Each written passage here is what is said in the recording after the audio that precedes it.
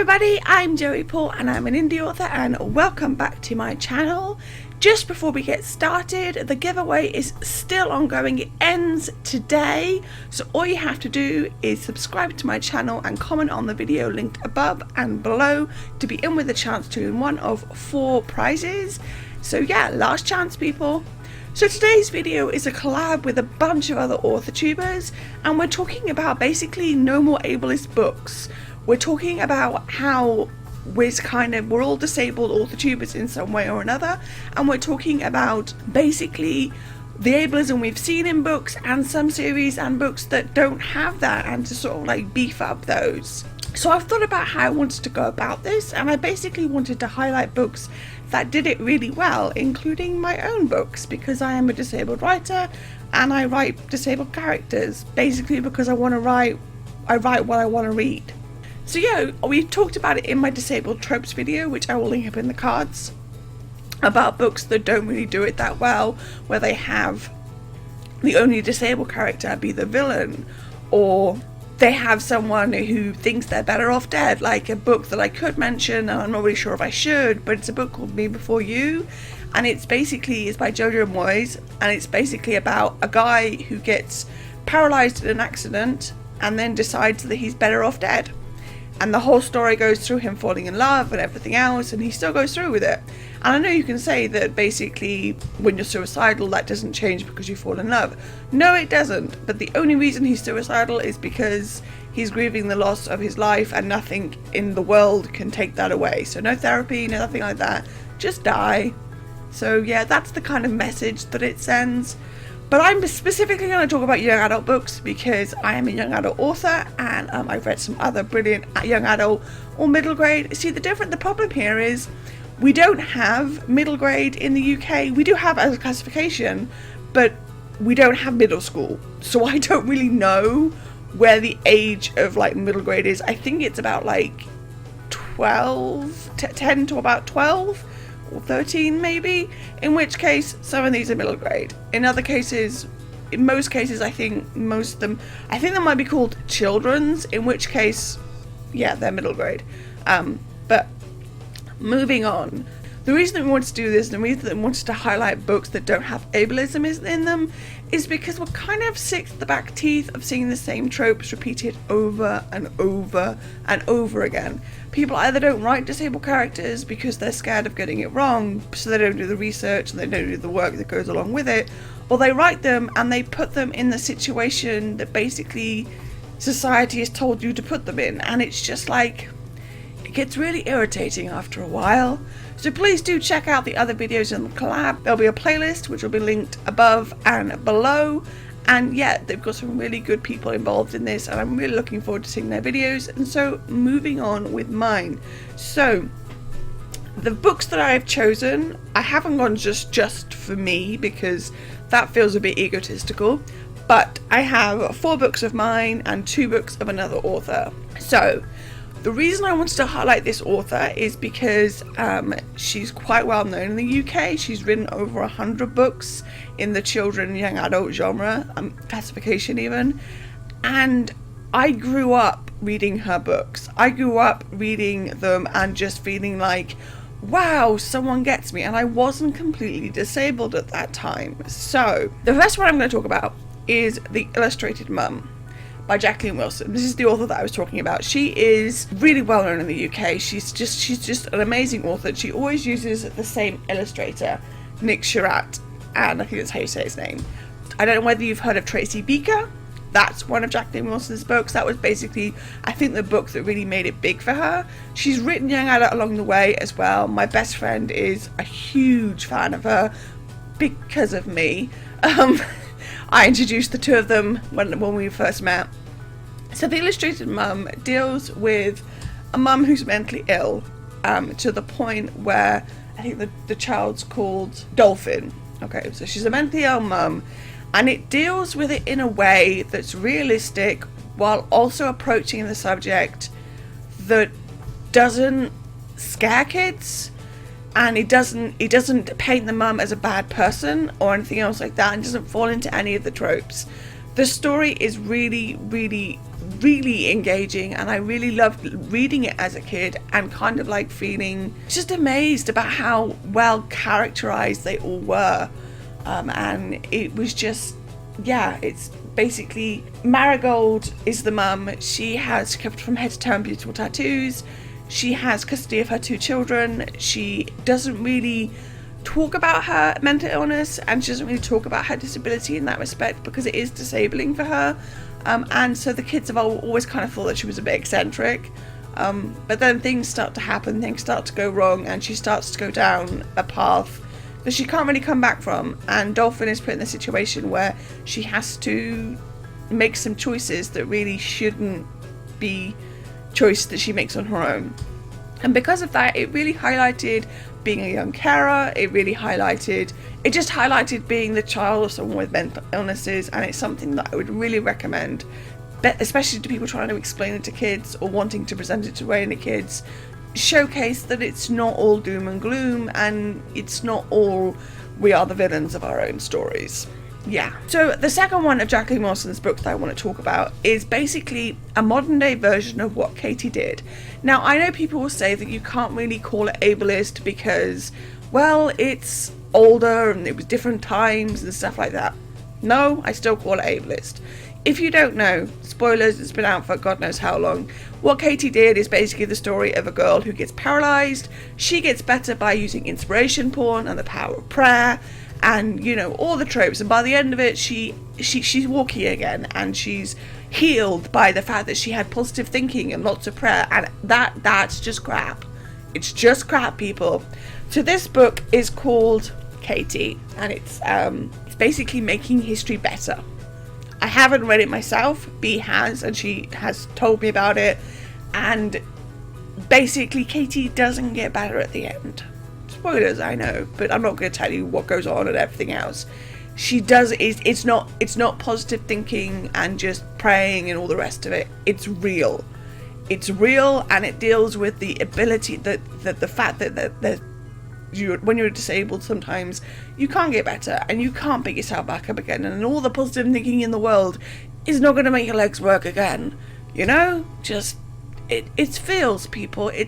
And I know Jacqueline Wilson's writing. I know that it's going to be written beautifully, and it's going to be told like in a way that's understandable, and it's also going to have none of the inspiration porny stuff, because it's not going to be a case of, oh, look at what she did. You know, it's going to be a case of, no, this is just somebody talking about a disability in a frank way without having to then hone it in some kind of trope or anything else. And I really love Jacqueline Wilson, and it's going to be a book that I read as soon as I can, because I really am sick to death of books that have the cure at the end, as I mentioned before. So check it out. It's a really big book. This is the hardcover, but I love Jacqueline Wilson. She's awesome. I can't remember if it's a modern day retelling. I think it might be. Let me have a look. Yeah, it's a modern day retelling, but that's okay, because, you know, this stuff still happens in the modern day, especially in books. So now, to toot my own horn, I'm going to talk about one of my books. This is a Blackout. It's my debut book. It was released in 2005. The main character is not disabled, but the main side character, Lisa, is. She has the same lung condition that I have, and it's basically my first foray into writing characters. I'm not going to tell you what happens because spoilers, but I am going to tell you that Lisa isn't presented as inspiration porn. She's not presented as, look at what she can do, or look at her doing those normal day things. She's not bitter. She's not any of the tropes, all the negative tropes. She's a strong person who struggles with breathing, and realizes that it's not optional, and she basically has to get used to that. And she struggled with friends as well. She struggled with friends because she's changed schools recently to be close to the hospital, because she misses a lot of days because of hospital visits and hospital stays and stuff like that. And she's I guess she's deciding that some friends weren't worth having, because when she got sick, her friends kind of went bye, as happens. And I'm not saying that's a bad thing and they're bad people and all the rest of it, but it happens too much, people. It does. Someone gets sick, someone gets disabled, and suddenly all their friends are like, yeah, I don't know what to do. And I know it comes from society not being able to really decide what to do with them, you know, like now they're in a wheelchair, what do I do with them? But that's a talk for another day. So this is Blackout. It is, like I said, my debut. It's more of a mystery thriller than anything else, and it's young adult. And the next book is Learn Hope. I'm going in basically publication order so that I don't confuse any of you. This was my 5th book, I think, and basically it's the story of 2 sisters. This is Hope, she is a paraplegic. This is Lynn, she's her 10-year-old sister. 10-year-old sister. She's a sister 10 years older than her. Now, I don't talk about Hope's disability. Hope is in a wheelchair. I don't ever name the disability. I don't ever go into details about the disability. I don't ever go into the medical stuff of the disability, simply because the book is not about her disability. It's about 2 sisters who are trying to solve crime, you know? Hope's disability doesn't really come into it. There's some residual tension there from the accident that caused Hope's disability, but we don't go into details about medical stuff because it wasn't about medical stuff. And most people reading, most young adults reading stuff don't want to read about all the medical stuff that goes along with disability. They just don't, either because they're disabled themselves and they know this already, or they don't want to know that stuff because it's kind of personal and it's kind of gross and, you know, that kind of stuff. So I didn't address the medical stuff in the book. Some people might feel that's lazy. I didn't, because again, the book is not about her disability. It is about 2 sisters trying to solve a murder, which, you know, is basically my jam. So yeah, that's Learn Hope, and that's one of the reasons why it was my first proper disabled book. I'm not a paraplegic, so I'm not going to say its own voices in that respect, because I'm not a paraplegic. But I am someone who uses a wheelchair, so yeah. Some of the stuff that she was talking about, or Hope talks about, is stuff that I've gone through myself. And yeah, basically I wanted to showcase that you can write a book about a disabled character without going into detail about everything they have to do because of the disability. You don't have to. You can do it the other way. You can do it the other way where you talk about the disability. And I've seen that done well, which I will talk about in a moment. But you can go the other way of writing just the fact that they're in a wheelchair and yeah, what about it kind of thing, you know? So that reminds me of a book that I read recently, Sick Kids Love by Hannah Moskowitz. I'm probably saying that wrong. This one is basically a young adult book that I read the other day, about a week ago maybe, and it does deal with the details of disability. It does deal with the hospital visits and all the rest of it, and it was so refreshing to see, and so amazing. And there was talk about the tropes, there was talk about the ableism and stuff like that, and I really appreciated that this book didn't do that, didn't do the tropes of, oh, because you're sick you must be this, that and the other. No, I really like that book, and I will put a link to it down below. So the next book I want to talk about is Walk a Mile, and basically this is set in 2050. The main character is not disabled, but her sister is, and this one does deal with situations where I talk about the hospital side of things, simply because it's the nature of the book, and also because sometimes you need to talk about that stuff. Hetty is 18, she's just joined the police force in 2050, where there are lots of different changes. I won't go into details because spoilers. But there is a situation where you have a device that allows you to walk a mile in somebody else's shoes, and her sister Davina, she does do a lot of walking a mile basically because she's in pain and she's sick and she's struggling, and it's just very good, easy for her to have time off herself. But my point again is that you can do that, you can go into detail, and you can do it in a way that highlights the disability without having to get caught up in the minutiae. So yeah, I really liked writing Walk a Mile because it was my first foray into sci-fi crime, and I really enjoyed just getting to sort of like semi-build the world, and I also enjoyed getting to introduce other characters with disabilities and other characters that faced different hurdles, so to speak, in their lives. And yeah, it was just really, really exciting. But the reason I highlight this book is because it has a lot of tropes in it, but none of them are things like inspiration porn, none of them are things like the bitter cripple, or better off dead, or magically cured, or anything else like that. There are none of those kind of tropes in my books, because I'm sick to death of them. And finally, one of my latest books, Lights Out. Lights Out has a main protagonist called Locke, who is an amputee and in a wheelchair, and she still gets shit done. Like, she gets a lot of shit done. Like, she does get a lot of stuff done. And the reason I picked this one is because I really enjoy how Locke's character came through, especially in the second book, which is coming out on May 12th, and the link to pre-order is down below. But anyway, plug aside, I really enjoyed being able to showcase that in the future, maybe there won't be ableism, but even still, there are still hints of it in people's like behavior and stuff, but that's more in the second book than in the first, because in the first, she is stuck in Raildown and she has not moved outside of her city ship because it's not forbidden, but not highly encouraged either.